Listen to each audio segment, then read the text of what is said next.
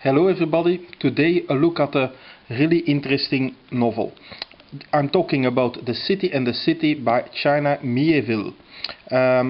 This is a book that very recently, when I make this review, actually won the Arthur C. Clarke Award, which is quite a prestigious British science fiction award for the best science fiction novel of the year. Now, if you don't like science fiction, do not switch off yet, because actually, while this book I would say is not realistic, it's definitely not what you would typically think of as science fiction. No, rather, if you're also open for, you could say, magic realist books from like South American writers, or the somewhat offbeat and strange books of the Japanese writer Haruki Murakami, just to give you an idea about non-realistic but literary books, well, then definitely this is something to delve into, because it's such a true discovery. That's why in my occasional book reviews I really want to focus on books that are a bit outside the norm, that are really discoveries for people who love to read. This is not Miéville's first book actually. He has a number of other books which were also quite popular and awarded. I have here actually a collection with a number of short stories, of which I read, let's say, half of them. He wrote Perdido Street Station, The Scar and Iron Council, big books that I've not read but which have quite a good following. I noticed already here, for looking for Jake, the short stories, actually that he is quite a good talent. We have a picture here of the writer, quite a I have no idea how old he is. He looks still quite young, and I believe he's also busy in England in British politics. That's also part of his job actually, next to being a writer. So this book is is quite special, and the problem is that I want to convey my enthusiasm without spoiling you the fun of discovery.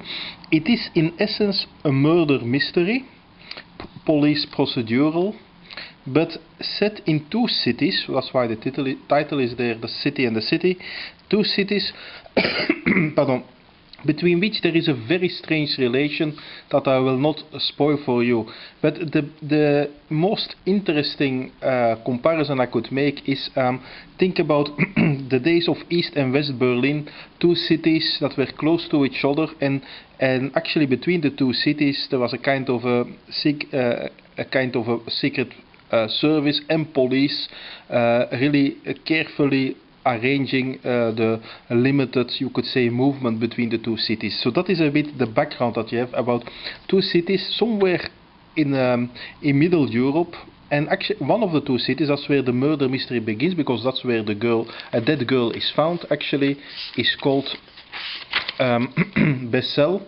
And I don't actually know 100% for certain how to actually pronounce the title, because well, I don't know with the accent. So it's a bit a Slavic kind of city, with you notice that with some typical Eastern European words, also some Jewish inspired street names, some German inspired names. That is the kind of background. It's quite a poor city actually, while actually later on the story switches to the investigation, actually continues in the other city called Ulkoma, which is more Turkish in influence, which is a lot richer as well, which has attracted a lot more foreign investments. Throughout the book there is also discussion about archaeological digs that find mysterious objects of the past, which adds to the mysterious magic realist atmosphere.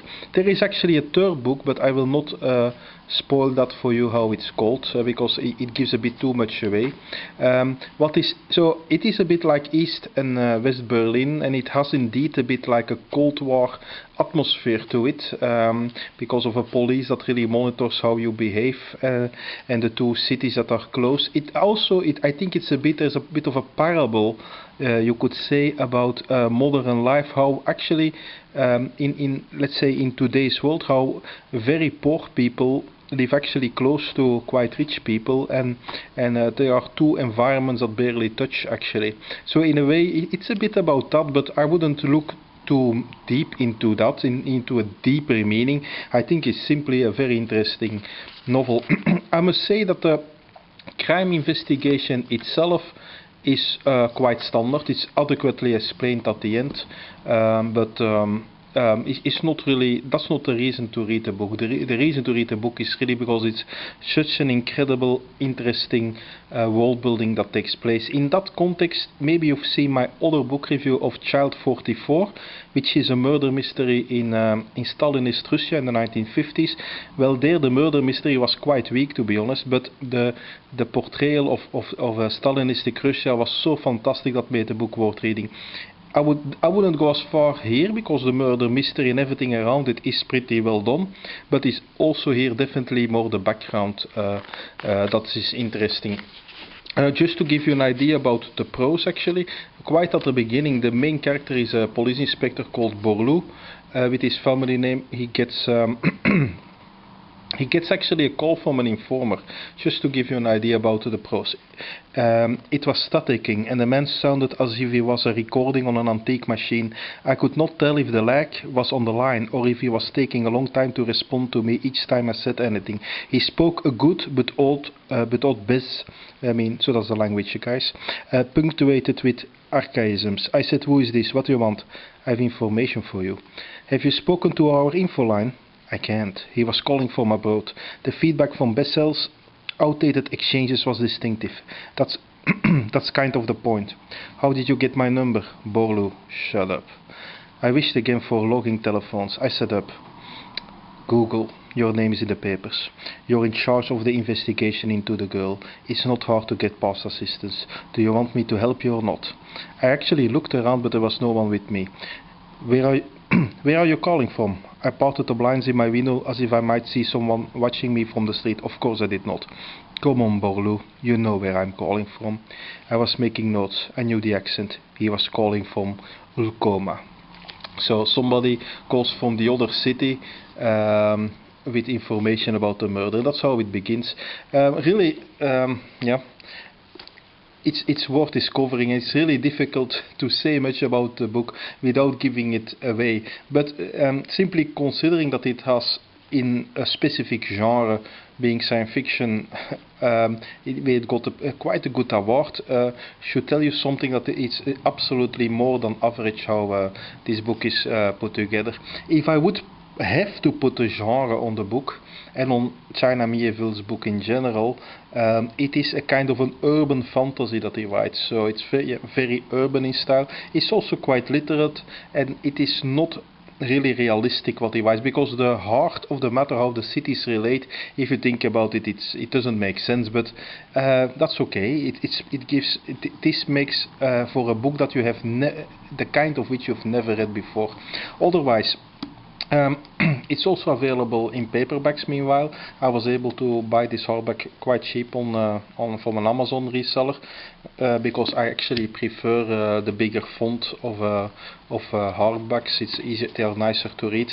Now these days, of course, hardback books are not bound so well anymore as in the good old days. It's just glued. This is not designed to be read 20 times.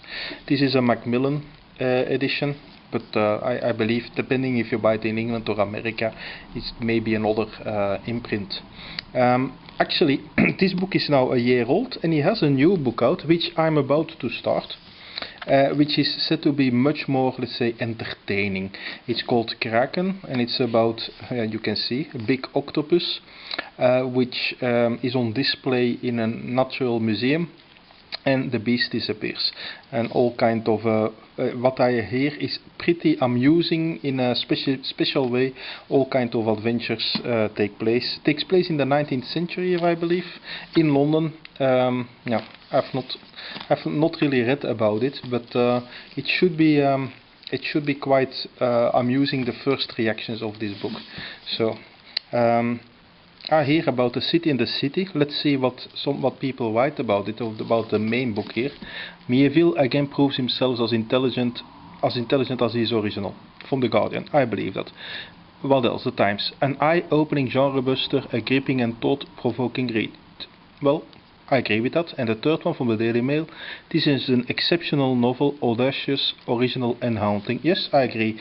And in general, I don't like the idea of books that get sequels. It's like with movies, they are almost never the equal, and you often rehash the idea. In this specific case, it's such an interesting background that I would really hope that Miéville, even if it's just for a novella, revisits these two cities with their mysterious archaeological past.